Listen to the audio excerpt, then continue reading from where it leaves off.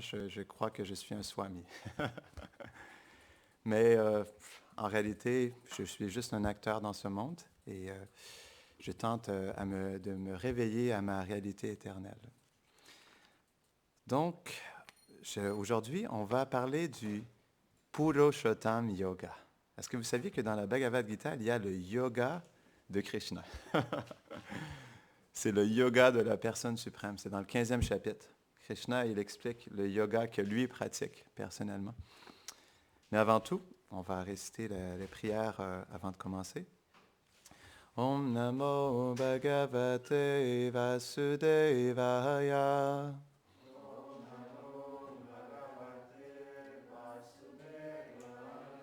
Om Namo Bhagavate Vasudevaya.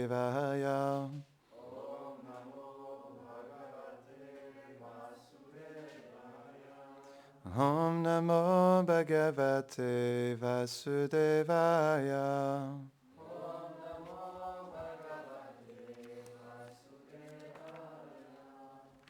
Donc, on va trouver un verset de la Bhagavad Gita, chapitre 15, qui s'intitule le yoga, le Purushottam Yoga, le yoga de la personne suprême.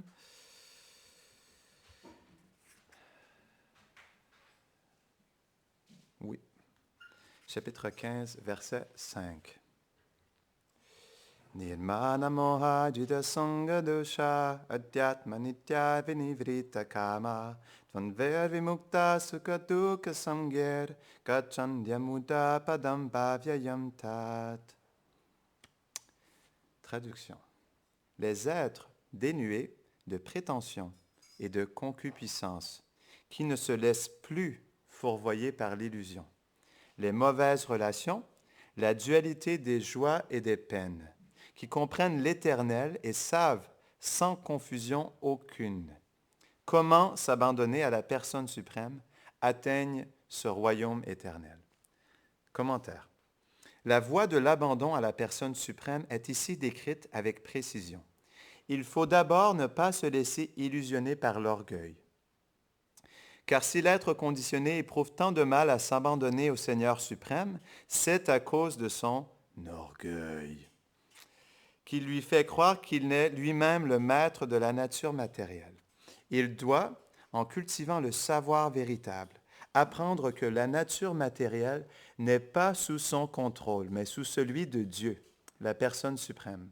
Seul un homme libre de l'illusion qu'engendre l'orgueil peut s'engager sur la voie de l'abandon au Seigneur suprême.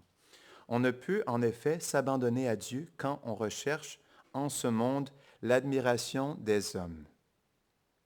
En fait, l'orgueil vient de l'illusion, car bien qu'il apparaisse sur terre pour y demeurer un temps très court puis disparaître, l'être a la sottise de se croire le Seigneur et maître du monde. C'est pour cela qu'il rend toute chose complexe et connaît maintes difficultés.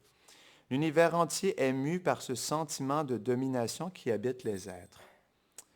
L'homme, se croyant en effet le possesseur de la terre qu'il occupe, a divisé la planète en différentes nations. Il doit s'affranchir du sentiment illusoire qu'il a d'être le propriétaire du monde. Dès lors, il ne sera plus fourvoyé par les relations qu'il s'est faites par affection pour la famille, la société, la nation et qui le rive au monde matériel. Cette étape franchie, il devra cultiver la connaissance spirituelle afin de savoir ce qui est vraiment à lui et ce qui ne l'est pas. Puis, lorsqu'il verra les choses telles qu'elles sont réellement, il ne sera plus soumis aux dualités, bonheur et malheur, plaisir et douleur. Il aura alors la pleine connaissance et pourra s'abandonner à Dieu, la personne suprême. Om Gyana Timirandasya Gyananjara Sharakaya Chakshurun Mirinam Tam Yena Tasmai Shri Gurave Namaha Shri Chaitanya Manobishtam Stapitam Jena Bhutare Swayam Rupa Kadamayam Dadati Svapadantikam He Krishna Karuna Sindho Dina Bandho Jagatpate Gopesha Gopika Kanta Radha Kanta Namostute Tapta Kanchana Gaurangi Radhe Vrindavaneshwari Vrishabhanusute Devi Pranamami Hari Priye vanchakalpatarubhyascha kripa sindhubhya eva cha patitanam pavanebhyo vaishnavebhyo namo namaha. Jaya Shri Krishna Chaitanya Prabhu Nityananda Shri Advaita Gadadhara Shivasadi Gaura Bhakta Vrinda Hare Krishna Krishna Krishna Hare Hare Hare Rama Rama Rama Hare Hare Namaham Vishnu Padaya Krishna Prashtaya Bhutare Shrimate Bhakti Vedanta Swami Nitinamine Namaste Sarasvati Deve Gauravani Pracharine Nirvisesha Shunnavadi Paschatya Deshatarine. 15e chapitre de la Bhagavad Gita. Est-ce que vous connaissez ce chapitre? Le yoga de Krishna, le yoga de la personne suprême. C'est un chapitre qui est tellement merveilleux. Krishna nous parle de sa demeure éternelle, du royaume de Dieu. Et il nous donne l'accès à cette réalité. Il nous dit comment l'atteindre. Il explique qu'on doit se défaire du faux ego pour pouvoir atteindre cette réalité éternelle. Parce que comment est-ce qu'on peut retourner au monde transcendantal si on ne s'identifie pas à ce monde? Tout simplement, on revient vie après vie dans ce monde parce qu'on s'identifie à la matière. On s'identifie à être ce corps. Et dû à cette identification, on retourne vie après vie dans un nouveau corps. Même dans le 15e chapitre, si je peux retrouver le verset, il y a un verset très intéressant aussi dans le 15e chapitre. Je crois que c'est le verset 8 ou 9. Ce ne sera pas bien long, je vais vous partager ça.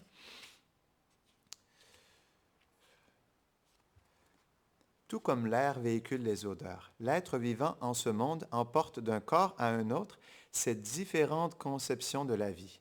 Ainsi revêt-il un certain type de corps, puis le quitte pour en revêtir un autre. Donc on voit que vie après vie, on amène nos conceptions matérielles et on les ramène dans un autre corps, vie après vie. Ce qui fait qu'on se maintient dans cette réalité matérielle. On n'arrive pas à sortir de cette illusion. On continue à vivre comme des acteurs vie après vie. Et malheureusement, on se fourvoie. C'est expliqué, Krishna lui-même, il expliquait dans le verset qu'on se fourvoie dans l'illusion matérielle. Donc, la vie spirituelle, elle commence au moment où on accepte qu'on n'est pas ce corps, qu'on n'est pas cette identité matérielle. Le jour où on va s'ouvrir les yeux sur notre réalité éternelle, ce jour-là, on prendra une décision réelle pour notre âme. Avant ça, ce n'est pas possible. Parce qu'on continue à croire être l'auteur de nos actes. Et on s'identifie à cette identité, à ces faux chapeaux qui nous recouvrent, vie après vie. Donc, la vie spirituelle commence quand on développe cette détermination de découvrir notre véritable nature. Avant ça, on continue à vivre dans l'illusion. C'est pourquoi il y a un verset dans les Védas qui explique que la libération, elle vient quand on la désire. L'illusion aussi, elle vient quand on la désire. En réalité, parce qu'on désire cette illusion, elle nous recouvre à chaque instant. Tout simplement parce qu'on la désire. Krishna est réciproque avec nos désirs. Il le dit lui-même dans la Bhagavad Gita. Dans les Upanishads, il dit aussi, je réponds à tous tes désirs. C'est moi qui est l'auteur, et c'est moi qui est la cause et qui est l'effet, en fait, de tout ce qui se passe dans ta vie. Donc, en réalité, Krishna, tout simplement, yayatamam prapadyante tam sataiva bhajamiyayam. Il est réciproque avec notre désir. Et parce qu'on veut l'illusion, Krishna nous donne l'illusion. Man proposes, God disposes, on dit en anglais. L'homme propose, Dieu dispose. C'est comme ça que ça fonctionne. Krishna, il est un être d'amour. Et parce qu'il nous aime profondément et parce qu'il est humble, parce qu'il ne se force pas dans notre vie, il reste de côté. Il est toujours dans notre cœur, à côté de nous. Il nous regarde et nous observe. Il soutient nos activités. C'est lui, de toute façon, qui est à l'origine de tout ce qui bouge, de toute façon. Mais il attend patiemment qu'on se tourne vers lui. Et comme on est attaché à manger les fruits de l'arbre, Krishna tout simplement nous regarde et nous soutient dans nos activités, dans la recherche du plaisir dans ce monde.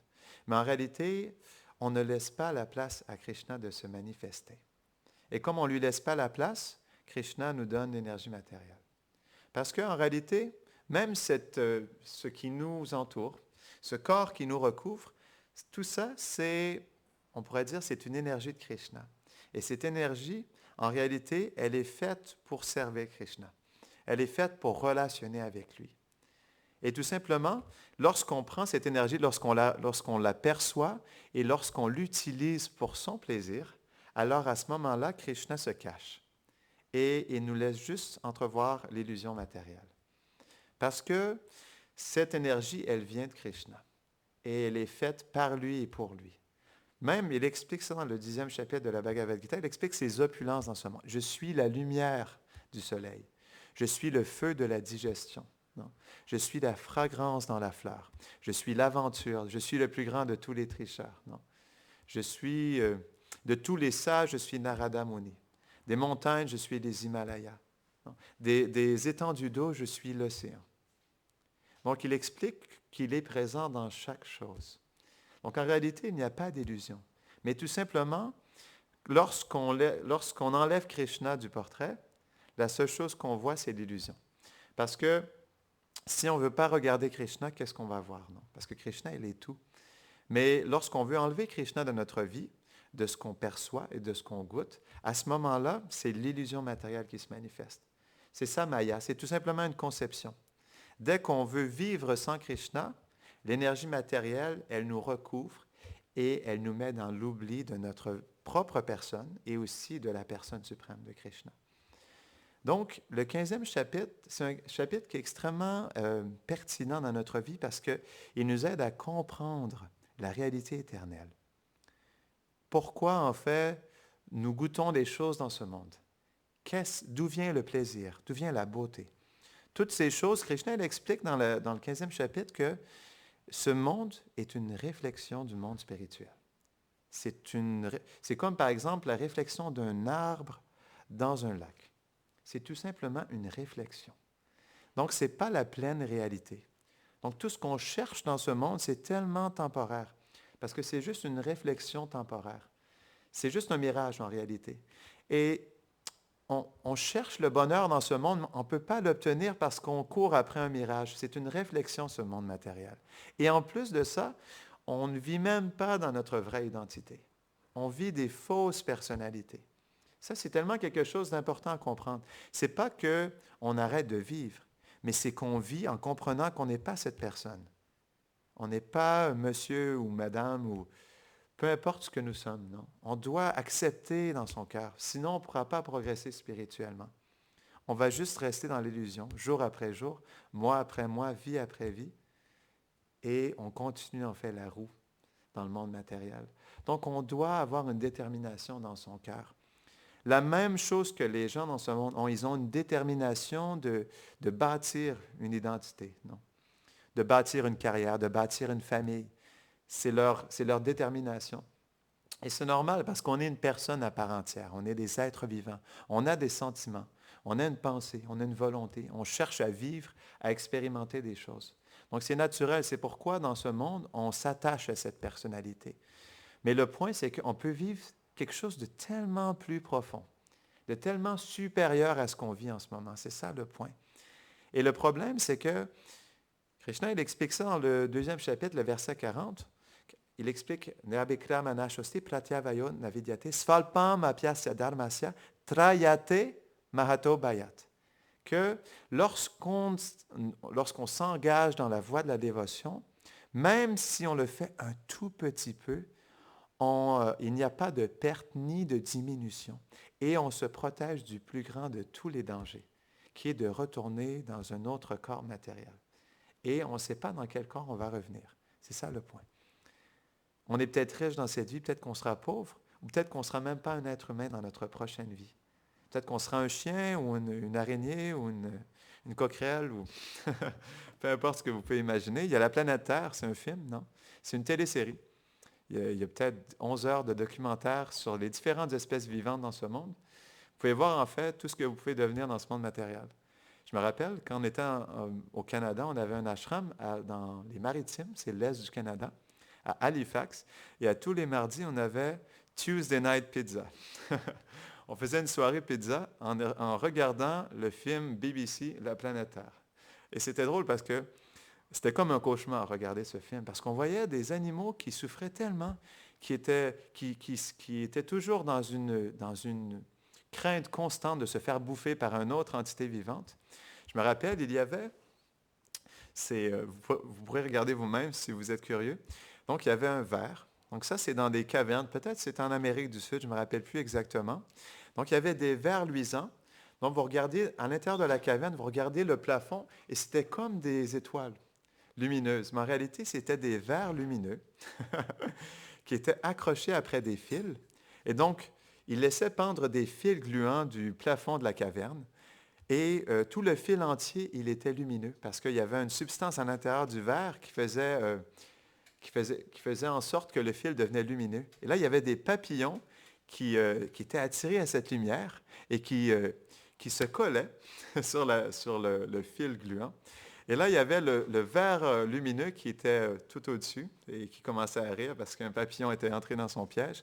Et donc, le petit verre gluant, il descend et il va bouffer tout rond le papillon qui s'est fait prendre.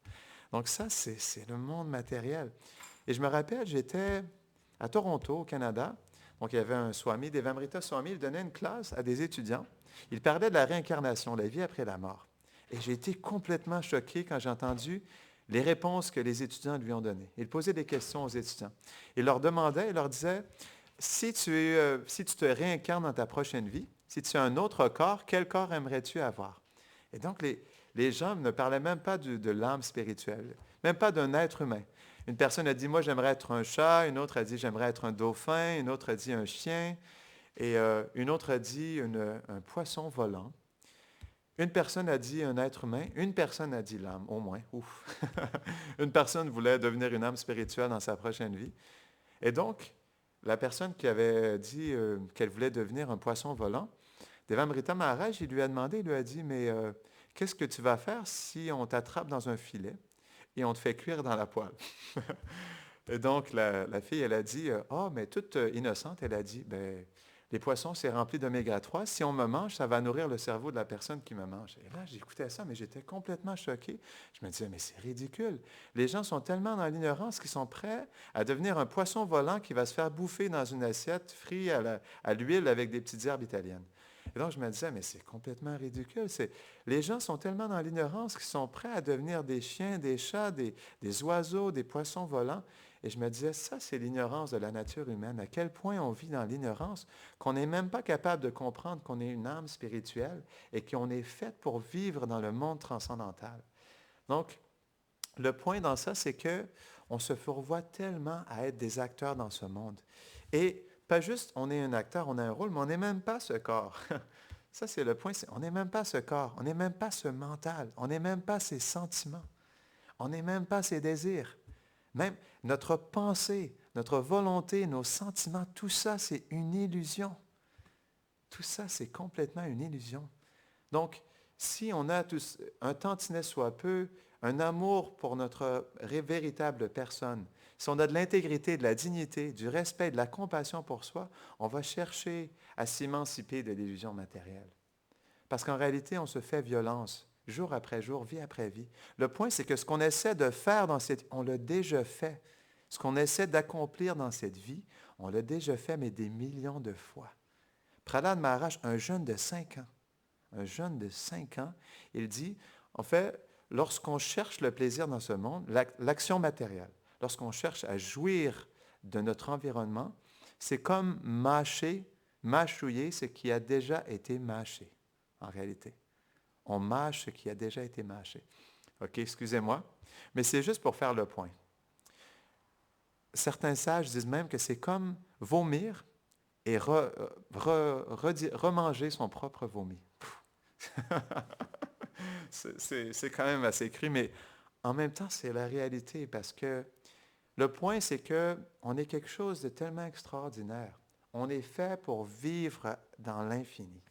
On est fait pour goûter à un pur amour. Pas juste un pur amour, le plus pur de tous les amours, en fait. L'amour le plus pur, si je peux dire. L'amour le plus pur. On est prêt, on est fait pour vivre avec une identité qui est remplie de qualités tellement merveilleuses. Mais on se satisfait de cette petite identité minable. Oui, on doit dire, cette identité, elle est minable parce qu'elle est limitée par les modes de la nature. La passion, l'ignorance et la vertu. On peut juste exprimer dans cette personnalité ce que l'énergie matérielle nous a donné. Comme par exemple, tout à l'heure, j'ai l'idée le kirtan, mais je ne suis pas un musicien. Je peux jouer de la musique, je peux chanter. Je peux chanter. Non, je peux dire que je peux chanter, mais je ne suis pas un musicien. Donc, je pourrais faire du mieux que je pourrais, mais je ne serai jamais un musicien dans cette vie. Je peux faire de la musique pour Krishna, mais je ne serai pas un musicien. Non? Donc, on a tous certaines habiletés, mais qui sont limitées. On ne peut pas faire tout ce qu'on veut non plus. Pourquoi? Parce que même si on le voudrait, est-ce que le karma nous le permet? Ça, on est tellement limité dans ce monde. Donc, on doit ouvrir nos yeux sur la réalité de ce monde. À quel point on est limité, en fait, par l'énergie matérielle. On est ballotté par les modes de la nature. On est constamment frappé en plein visage par le faux ego. Et malgré tout, on se croit heureux et on continue à vivre dans cette ignorance. Ça, c'est la souffrance de l'être dans ce monde, de l'âme conditionnée. On est tellement conditionné qu'on n'arrive pas à comprendre qu'on souffre tellement, mais tellement, mais tellement. Mais cette souffrance, comme on n'a pas d'autre expérience, on pense qu'on est heureux dans ce monde. On pense qu'on est heureux à obtenir des bijoux, une nouvelle voiture ou à manger une pizza ou peu importe ce qu'on peut imaginer dans ce monde. Je vous le dis, j'ai tout essayé dans ce monde. Dans cette vie, de ce que je pouvais, j'ai tout essayé. J'ai tout essayé et je suis retourné à la case départ. J'ai réalisé tous mes désirs matériels. Tout ce que je souhaitais, ça s'est réalisé. J'avais un bon karma. Tout ce que j'ai réalisé, ça s'est manifesté dans ma vie. Absolument tout. Et à la fin d'avoir réalisé tous mes désirs les plus chers, j'étais de retour à la case départ. C'est comme si je n'avais rien fait dans ma vie. J'ai réalisé que tout ce que j'avais fait, en réalité, c'était de vivre en fait ce film, d'essayer différentes choses créer de différentes scènes dans ce film. Mais en réalité, je n'avais rien fait pour mon âme. Mon âme, elle était toujours assoiffée de la vérité, assoiffée de découvrir un goût supérieur. Donc, Krishna, il explique ça aussi, Rupa Goswami, il explique ça dans le Nectar de l'instruction. Prabhupada, dans son commentaire, il explique qu'il y a 4 sortes d'intelligence. Il y a une personne, elle fait une erreur, elle n'apprend pas son erreur et elle continue en fait à commettre la même erreur. Et même si elle se fait punir, elle continue à commettre la même erreur. Ça, c'est l'intelligence de 3e classe. Non?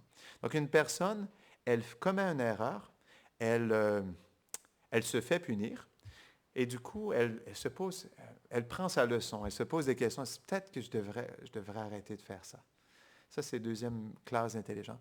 1re classe, une personne, excusez-moi, 4e classe, 3e classe. 2e classe, la personne, elle commet une erreur et immédiatement, elle prend sa leçon. Et l'intelligence de 1re classe, une personne entend parler de ce qu'elle ne devrait pas faire et elle ne commet pas l'erreur. Elle se redirige dans sa vie pour mieux mener sa vie. Donc, le point, c'est qu'on peut voir que malheureusement, dans notre vie, on manque beaucoup d'intelligence parce que, malheureusement, ce n'est pas juste notre faute non plus, c'est la faute de notre éducation actuelle. Notre société, elle est faite pour nous garder dans l'ignorance en réalité. Et donc, malheureusement, on n'a pas les professeurs, on n'a pas les ressources, on n'a pas la connaissance, et on n'a pas la pratique spirituelle qui est donnée par notre société, non? Pour pouvoir se libérer de l'illusion matérielle. Mais ces ressources, elles sont disponibles. Tout dépend de nous. Le point, c'est que même si on est recouvert par l'énergie matérielle, on reste une âme spirituelle. Krishna, il fait ce point dans l'Uddhava Gita, dans le 11e chant du Bhagavatam. Il explique que pour l'âme, il n'y a pas de libération et il n'y a pas d'enchaînement pour l'âme. L'âme est l'âme, tout simplement. On est d'une conscience spirituelle. On reste toujours pur, toujours éternel, toujours rempli de félicité. Mais malheureusement, c'est tout simplement qu'on s'identifie trop à ce qui nous recouvre, tout simplement. Mais on n'est pas obligé de rester limité par tout ça, en réalité. Il y a des ressources.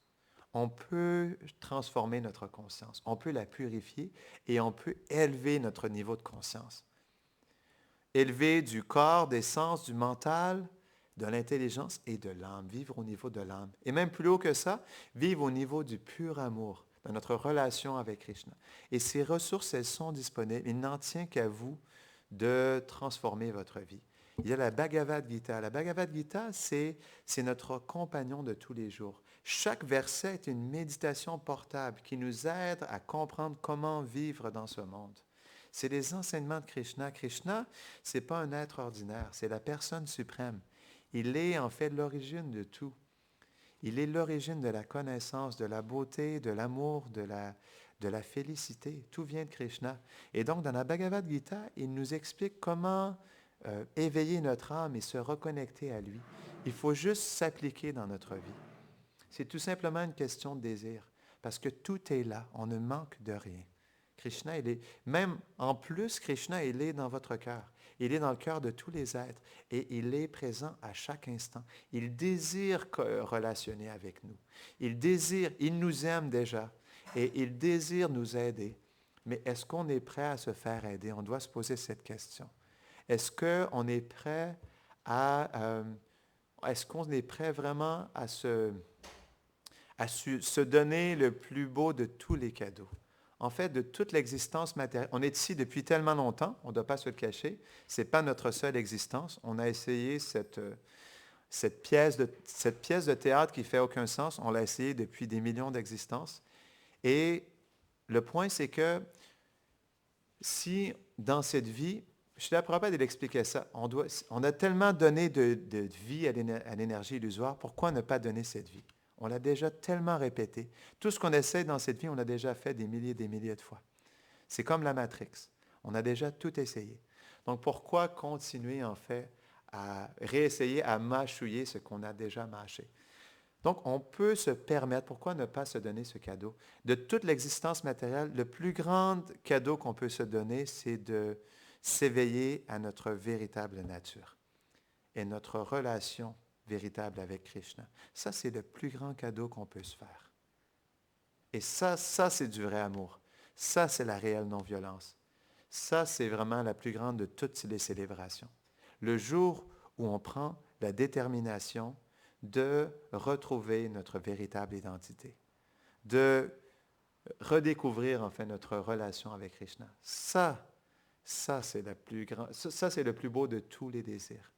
Et on doit se poser cette question.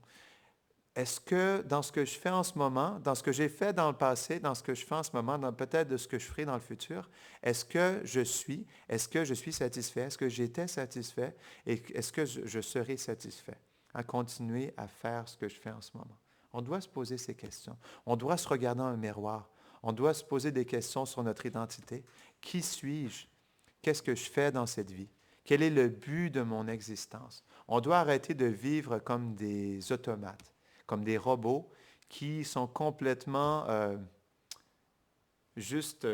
comment je pourrais dire? Mais des robots qui continuent à vivre comme dans un automatisme. On est fait pour tellement plus dans la vie. On est fait pour vivre dans l'infini avec Krishna. On est fait pour goûter le pur amour. Et ça, c'est disponible à chaque instant. On doit juste se permettre.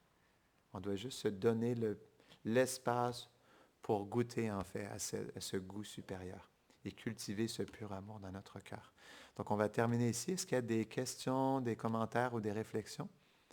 Oui?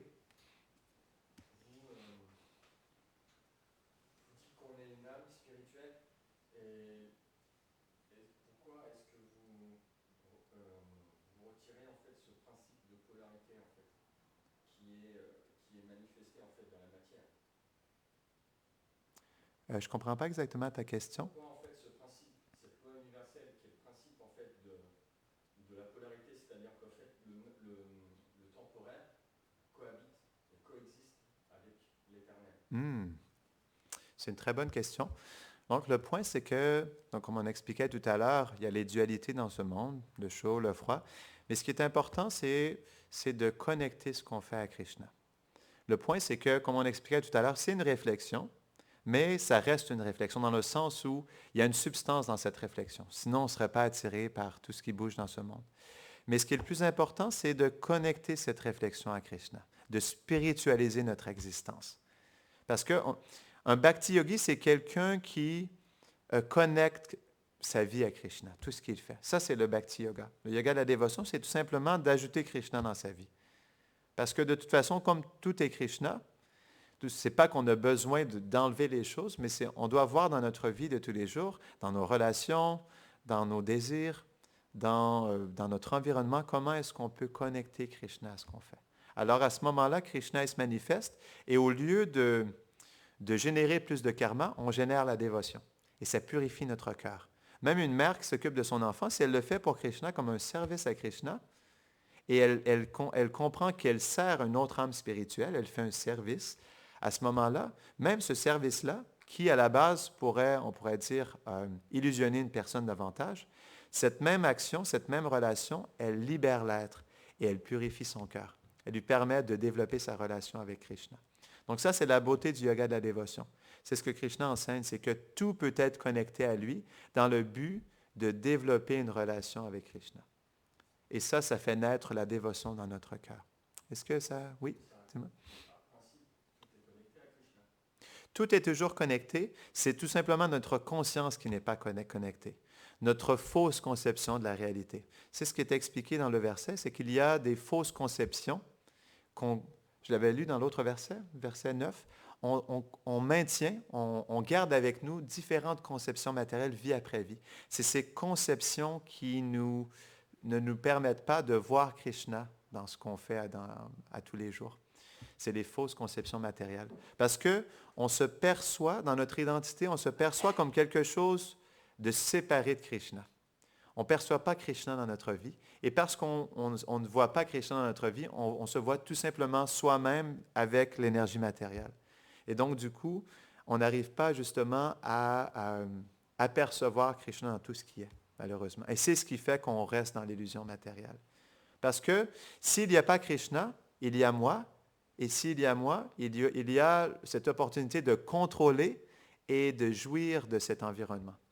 C'est ce qui fait, c'est ce qui est expliqué dans le commentaire aussi, c'est que le faux ego, il nous pousse à croire qu'on est le contrôleur et le bénéficiaire. Et c'est cette mentalité qui nous garde dans l'illusion, parce qu'on prend la place de Krishna. On veut être en contrôle. Et à travers cette mentalité, on nourrit davantage l'illusion matérielle, parce qu'on nourrit une fausse identité. On ne sera jamais le contrôleur. Krishna reste le contrôleur suprême. On est juste des petits serviteurs dans ce monde. Dès l'instant où on veut contrôler, alors on devient sous le joug de l'illusion matérielle. Parce que le faux ego renforce son emprise sur nous et notre identité matérielle nous recouvre davantage. Ça répond à ta question? Oui. On va terminer ici. Jai Shri Bhagavad Gita Ki Jai. Tu veux chanter, Yamuna?